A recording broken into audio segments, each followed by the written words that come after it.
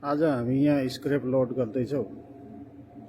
यो तपाईको त्यही हो, ड्यामेज पोक्लेनहरू गाडीहरू तिनीहरूलाई काटिङ गरेर स्क्रैप बनाएको। हामीलाई काम नलाग्ने भयो त, त्यही भएर यसलाई काटिङ गरेर स्क्रैपमा चेन्ज गरेर अब यसलाई सप्लाई गरेको। अब यो कारखानातिर जान्छ होला, त्यहाँ गएर रिसाइक्लिङ हुन्छ। यो एक गाडी भर्खर लोड हुँदैछ, यहाँ एउटा बाँकी छ। यो भाइ पनि यहाँ हेरचाकर गर्दैछ।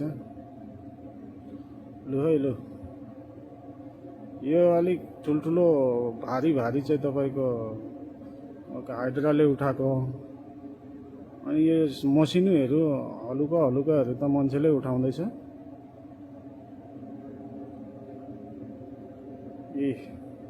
यो गाडीलाई पहिला हामीले जोख्यो वेट ब्रिजमा है, अनि अब फेरि यसलाई लोड भएपछि अनि फेरि यसलाई जोख्नुपर्छ। यता तलतिर यस्तो छ, हरियो परियो निस्किसक्यो, बर्खा पनि लाग्दैछ त, बर्खा लागिसक्यो। अब यहाँ स्क्रैप निकै होला हौ, 4-5 गाडी होला यस्तो ठुलो गाडीको, र लाग्छ अब निकै दिन लाग्छ होला हौ लोड गर्नु।